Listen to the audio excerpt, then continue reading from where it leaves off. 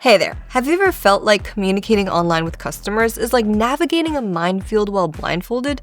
Well, fear not, because today we're uncovering the top 5 online communication mistakes and how you can kind of sidestep them with style.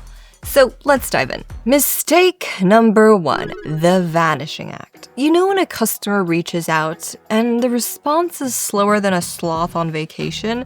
Well, that tends to not work out the best. The solution? A simple "hi there, I'll be with you shortly" can make a huge difference. Or if you're swamped, simply set an auto reply that will let the customer know you'll be with them in a minute. Now, to give you some perspective on all of this, in our customer service report, we saw that the average response time across all of our customers fell from 45 seconds in 2021 to 40 seconds in 2022 and 37 seconds last year. So yeah, responding fast is crucial to your customer's happiness. Next up, the robo-responder. Nobody likes talking to a brick wall. Or a robot pretending to be a human. Or a human behaving like a robot. You know what I mean. Now, I know I've said this quite a few times on the channel already, but I'm going to say it again because it is super duper important. Try to personalize the conversation as much as you can with your customers. Use the customer's name, reference their question. Even pop up with an emoji, if you can. Because showing them that there's another human on the other side is super important. Unless you are a robot. What do robots say nowadays? What, beep boop? But seriously, even if you have chatbot on your site, please try to sound more human instead of responding with the same thing over and over again. Add a little humor. Address the customer directly, a well-written basis for chatbot, and voila, you sound 30% less robotic. Anyways, more about that later in this video. If you are a human, please try to understand that there is another human on the other side of the chat, and I think you'll be fine. Mistake number 3, techno-babble overload.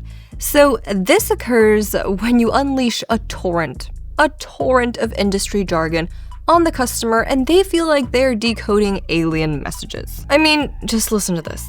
Our new AI-driven, blockchain-enabled IoT solution will revolutionize the synergy of your business imperatives.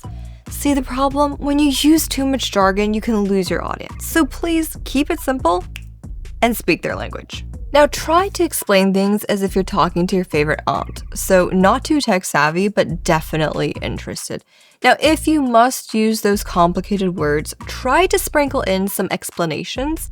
It's always better to step up the complexity instead of throwing a bunch of complicated words at somebody who really wasn't ready for that. Sometimes your customers will come to you with feedback. And when that happens, you have 2 options. Either listen to what they have to say and make those changes, or bury your head in the sand, like an ostrich. I just wanted to make sure that metaphor was clear. So, what can you do? Well, we are halfway through this video, and I really hope you do know the answer. Embrace the feedback. It's like free advice to making your business even better. First off, thank your customers for their input, and then let them know that you're on it. Remember, feedback is a gift. Unless it's a fruitcake, then it is questionable.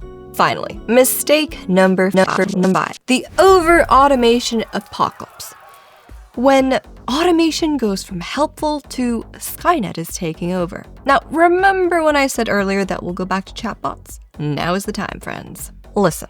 We always say that automation is the future of customer service. And yes, I'm not going to argue with that. It is.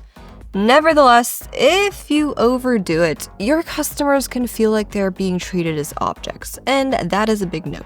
Automation is great, but balance is critical. Use chatbots for FAQs, but make sure that your customers can reach an actual human faster than you can say artificial intelligence.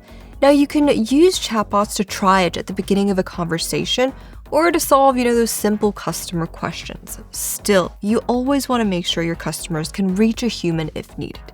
And this combination of human and automated customer service is your recipe for success. And there you have it. Dodge those pitfalls and you'll be a customer communication superhero. Now, if you have any stories or tips of your own, please leave them in the comments. I would love to read them. Now, if you enjoyed this video, please go and give it a thumbs up, subscribe for more tips, And of course, hit that bell icon to never miss an update. Thank you for watching, and keep those customer connections strong. And see you soon.